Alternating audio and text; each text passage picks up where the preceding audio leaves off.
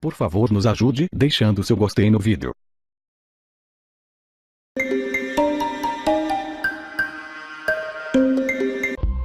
Só no cerco desta semana, na Rocinha, no Rio de Janeiro, foram apreendidos 25 fuzis. O uso dessas armas de guerra se tornou banal no Rio. Antes de falar do impacto causado por elas aqui, a gente vai até a fábrica do fuzil mais conhecido, o AK-47. São 100 milhões de AK-47 no mundo hoje. É como se existisse um AK-47 para cada 70 pessoas, uma infestação. Nossos repórteres foram à Rússia para contar a história dessa arma que completou 70 anos.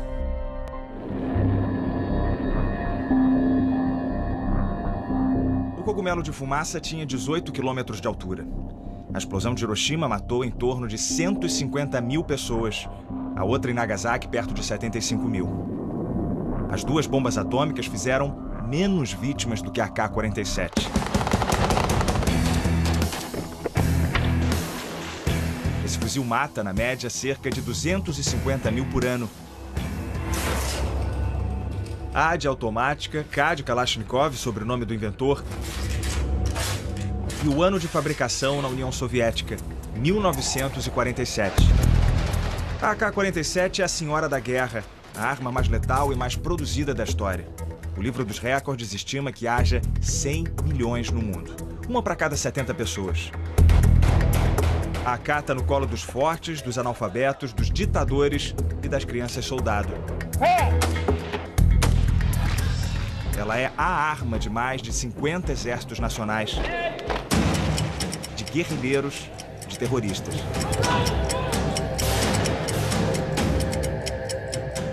Quando a gente fala sobre esses números todos ao redor da AK, é muito difícil para um leigo entender o que é a força dessa arma. A gente só consegue ter uma noção de toda essa potência num estande de tiro, numa situação em que a gente vê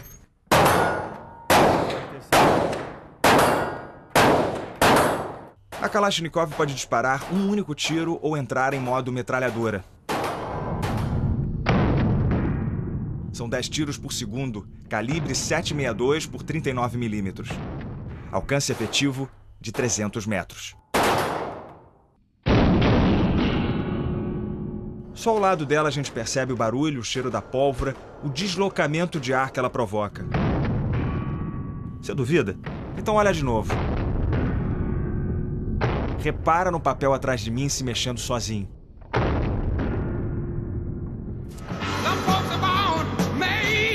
A AK só provou seu potencial na Guerra do Vietnã, quando a União Soviética deu a sua invenção aos Vietcongs do Norte e os Estados Unidos apoiaram os vietnamitas do Sul. Os fuzis das duas superpotências mundiais ficaram frente a frente, o M16 americano e o AK-47 comunista. A arma dos capitalistas era mais leve e mais precisa. Autoridades americanas chegaram a zombar das Kalashnikov. Mas a M16 sofreu naquele terreno pantanoso. Começou a emperrar. A AK-47 não. O guerrilheiro carregava a Kalashnikov na água suja e ainda assim ela atirava. Ao derrubar um Vietcong, os soldados americanos ficavam com a arma dele. E os países comunistas fizeram fila buscando o fuzil. Quem nunca usou uma arma, atira com AK em minutos de instrução. Pequenos grupos ganharam um poder só antes visto em forças armadas. Essa simplicidade permitiu que o fuzil marchasse pelo globo e aparecesse em bandeiras. Em Moçambique, os pais deram aos filhos o nome de Kalash. Os Estados Unidos contra-atacaram na propaganda. Os americanos cresceram vendo a AK-47 na mão do bandido. A Kalashnikov é o segundo produto russo mais famoso, só perde para a vodka, mas já inventaram uma vodka no formato de metralhadora. Mikhail Kalashnikov nunca enriqueceu por causa da arma mais vendida da história ou da vodka. Ele não tinha patente desses produtos. Mikhail era um dos 19 filhos de um casal camponês. Ele começou a trabalhar aos 7 anos, um menino que desmontava todas as fechaduras que via. Na Segunda Guerra, canalizou esse espírito inventivo para as armas. Como mecânico, Kalash desenvolveu equipamentos e impressionou o exército. Ele ganhou uma posição no campo de teste soviético, numa cidade secreta. Ijevsk fica a 900 quilômetros de Moscou. Há 2 séculos, esse lugar fornece as armas ao exército russo. A cidade era fechada a estrangeiros até a década de 80. Ninguém podia dizer que trabalhava na fábrica da Kalashnikov. Dentro dessas paredes, a produção é intensa e o espaço monumental. A AK é montada manualmente.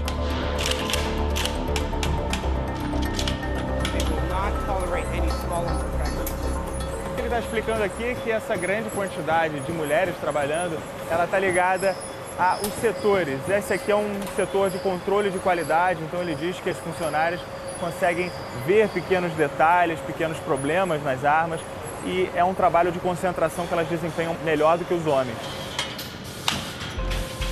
A União Soviética compartilhou a AK entre os países comunistas. Mais de 10 ganharam licença de produção. Essas AKs viraram um Frankenstein, uma base russa, um barril sérvio, um cartucho búlgaro. A capacidade de intercâmbio de peças e a durabilidade facilitam o contrabando. O porta-voz da Kalashnikov diz que as AKs do mercado ilegal vêm sobretudo da China, hoje a maior produtora. Os chineses exportam sobretudo para a África, onde são desviados para rebeldes. Já a maioria das AKs usadas nos atentados em Paris saiu dos Balcãs. A gente está vendo aqui algumas das incontáveis homenagens que o Kalashnikov recebeu. São condecorações das mais diversas do governo soviético por todas as armas que ele construiu na sua vida. Mesmo depois do fim da União Soviética, a Rússia continua tratando Mikhail como herói. Ele ganhou agora em setembro, 3 anos depois da sua morte, uma estátua de 9 metros em Moscou. Kalashnikov tinha um discurso pronto quando perguntavam se o inventor de uma máquina universal de matar dormia tranquilo. Ele respondia que a arma era para se defender e a culpa pelas mortes não era dele, mas dos políticos. Só que à beira da morte, a consciência de Mikhail pesou. Numa carta à Igreja Ortodoxa Russa, ele escreveu: "Minha dor espiritual é insuportável. Se meu fuzil reivindicou a vida de pessoas, então seria eu o culpado por suas mortes? Quanto mais vivo, mais essa pergunta perfura o meu cérebro."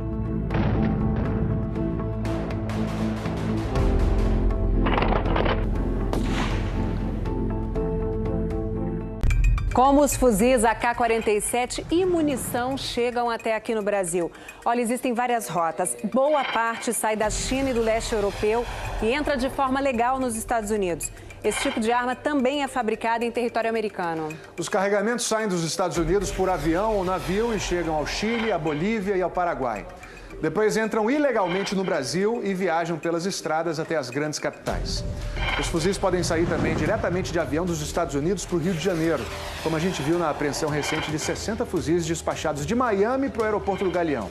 45 deles eram AK-47. Nos confrontos recentes na Rocinha, os bandidos exibiram o poder de fogo dos fuzis, como o AK-47.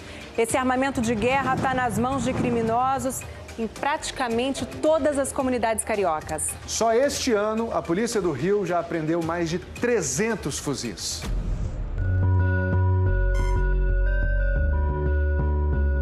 Rocinha, 1989. O traficante Naldo é flagrado atirando com um fuzil. A arma até então pouco conhecida no Brasil, a imagem foi um marco. Um anúncio de que o Rio de Janeiro viveria décadas de muita violência. Na cidade, os bandidos começaram a usar armamento de guerra antes da polícia. O Rio é a única cidade no Brasil e uma das poucas cidades no mundo onde há uma presença massiva e universalizada de armas longas de guerra dentro de áreas urbanas. A arma mais vendida no mundo é a preferida dos traficantes cariocas, o fuzil AK-47. Criminosos preferem esse tipo de arma, inclusive pelo fato de depender de menos manutenção. De 2014 até agora, a Polícia do Rio tirou dos bandidos mais de 1.300 fuzis, média de 1 por dia. Só neste ano já foram mais de 300. O AK-47 é o segundo tipo de fuzil mais apreendido por aqui. E tem nos preocupado também o número de munições de fuzil apreendidas no crime. Quando a gente olha os fuzis apreendidos, eles são por volta de 5, 6% de tudo que se apreende de arma no estado do Rio de Janeiro. Mas quando a gente olha munições, nós fizemos um levantamento que mostra que as munições de fuzis chegam quase a 1/4 do que se apreende de munição. Esse é um dos depósitos de armas apreendidas pela Polícia do Rio. No fim da década de 1980, os primeiros fuzis foram encontrados nas mãos de bandidos. Já faz aí quase 30 anos. Hoje, os investigadores dizem que os traficantes daqui têm mais fuzis do que todas as forças de segurança do estado. Os fuzis não estão somente nos confrontos nas comunidades. Até em assaltos a padarias e barraquinhas de cachorro-quente eles têm sido usados. Os traficantes investem pesado. Na fábrica, um AK custa em torno de R$2.000. No mercado clandestino, a arma sai entre 50 e 70 mil reais. A Secretaria de Segurança do Estado não fala sobre a quantidade de fuzis que está nas favelas. Afirma que são informações sigilosas. Nós percebemos que o poder de fogo dos criminosos no Rio de Janeiro aumentou muito. Isso é muito mais crítico para a população que fica no meio desse fogo cruzado com uma arma que tem um poder de letalidade muito maior. Por isso também que o Rio de Janeiro é campeão mundial de bala perdida. Os baleados na Rocinha, por exemplo, são trazidos para este hospital público, o Hospital Municipal Miguel Couto. Este aqui é o setor da ortopedia. E bem aqui, a gente pode ver algumas radiografias de feridos nos últimos confrontos. 2 pessoas foram atingidas por tiros de fuzil. Uma delas é um traficante. Ultimamente, a gente tem visto um número crescente por lesões causadas por fuzil. Qual o estrago que um tiro de fuzil provoca no organismo? Ele destrói todos os tecidos. Quando entra no corpo, a bala de fuzil produz uma onda de choque. E o impacto destrói estruturas importantes como músculos, veias, artérias e ossos. A grande maioria que é baleada, ela não chega com vida ao hospital, não é isso? Exatamente, porque se elas são atingidas em áreas vitais, não dá tempo. O estrago, a destruição é muito grande e não dá tempo. Esta semana, o Senado aprovou um projeto de lei que torna crime hediondo o porte de armas de guerra, como o fuzil AK-47. Se a proposta for sancionada pelo presidente Michel Temer, os condenados terão que cumprir pena em regime inicialmente fechado, sem direito à fiança, anistia ou indulto. E a progressão de regime será mais lenta. Eu não acredito que legislação seja capaz de nos tirar dessa crise. Os fuzis têm que ser combatidos antes de chegarem às comunidades cariocas. A gente defende um investimento maciço na polícia de investigação, tanto na Polícia Civil quanto na Polícia Federal, para a gente atuar com inteligência contra essas organizações criminosas. Então a gente precisa ter um rastreamento sistemático dessas armas apreendidas para saber exatamente de onde elas estão saindo, qual o caminho que elas percorrem e quem está envolvido nesse esquema. Porque só com isso, de fato, você consegue diminuir bastante o poder de fogo no Rio de Janeiro.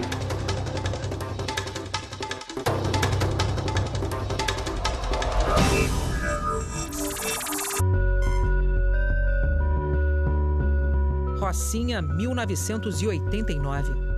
O traficante Naldo é flagrado atirando com um fuzil. A arma até então pouco conhecida no Brasil, a imagem foi um marco. Um anúncio de que o Rio de Janeiro viveria décadas de muita violência. Na cidade, os bandidos começaram a usar armamento de guerra antes da polícia. O Rio é a única cidade no Brasil e uma das poucas cidades no mundo onde há uma presença massiva e universalizada de armas longas de guerra dentro de áreas urbanas. A arma mais vendida no mundo é a preferida dos traficantes cariocas, o fuzil AK-47. Criminosos preferem esse tipo de arma, inclusive pelo fato de depender de menos manutenção.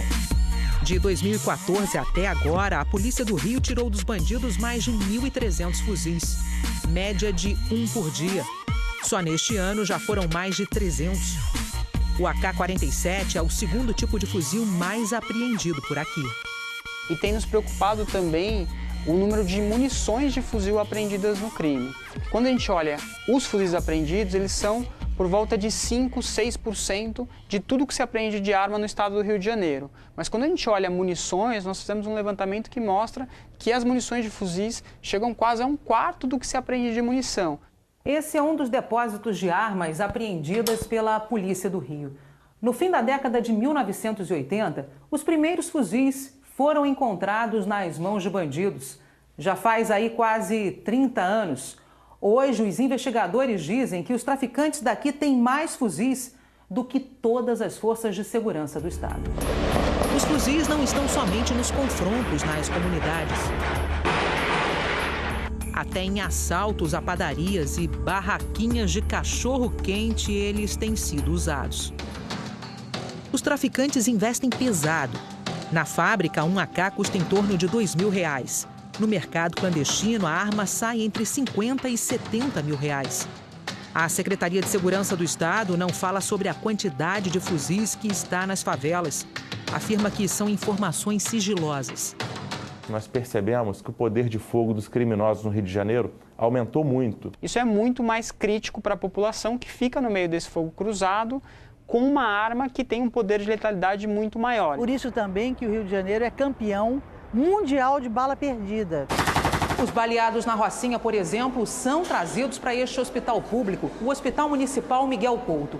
Este aqui é o setor da ortopedia. E bem aqui, a gente pode ver algumas radiografias de feridas. À frente, o M16 americano e o AK-47 comunista.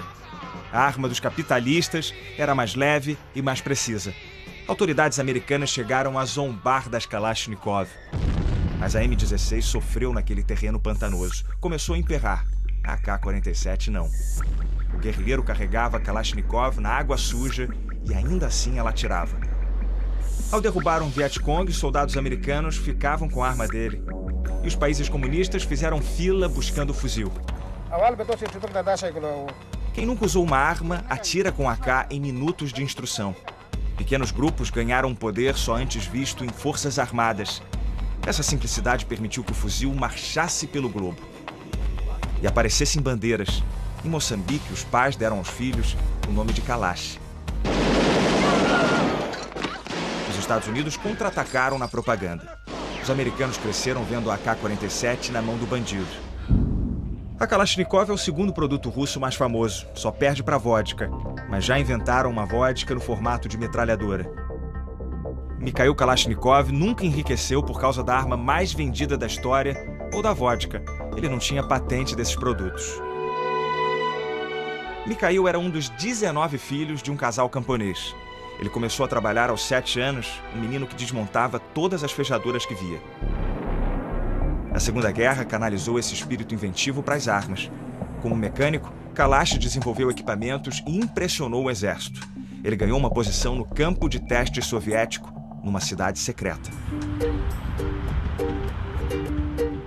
Ijevsk fica a 900 quilômetros de Moscou. Há 2 séculos, esse lugar fornece as armas ao exército russo. A cidade era fechada a estrangeiros até a década de 80. Ninguém podia dizer que trabalhava na fábrica da Kalashnikov. Dentro dessas paredes, a produção é intensa e o espaço monumental. A AK é montada manualmente.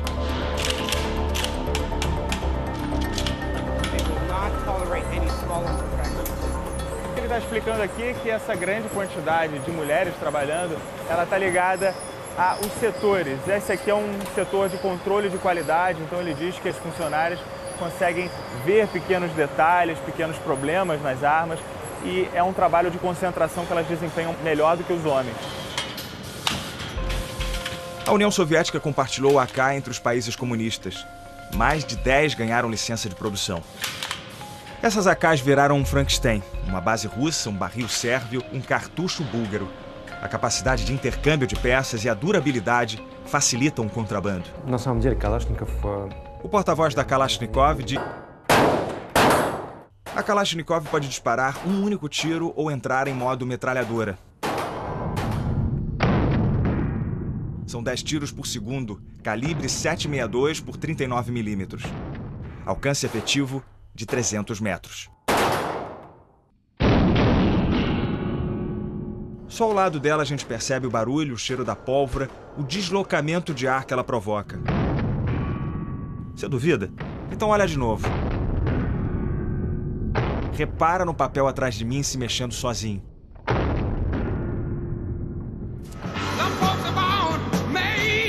A AK só provou seu potencial na Guerra do Vietnã, quando a União Soviética deu a sua invenção aos Vietcongs do Norte e os Estados Unidos apoiaram os vietnamitas do Sul.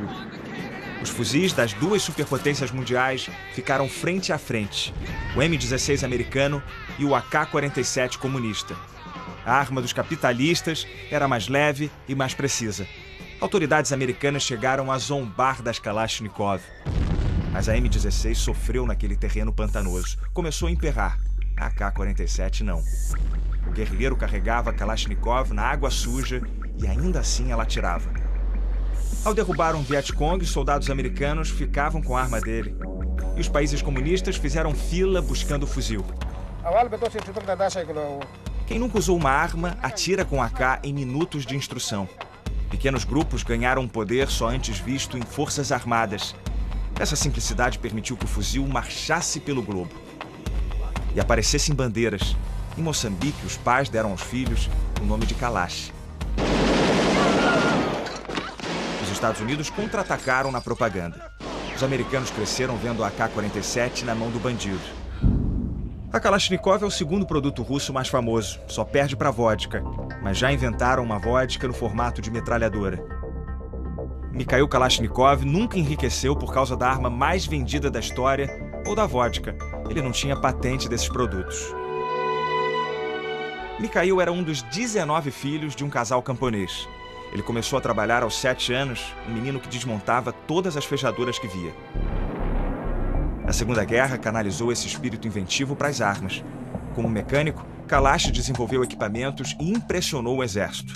Ele ganhou uma posição no campo de teste soviético, numa cidade secreta.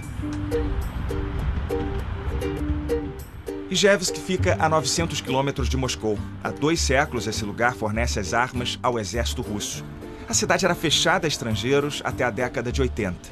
Ninguém podia dizer que trabalhava na fábrica da Kalashnikov. Dentro dessas paredes, a produção é intensa e o espaço monumental.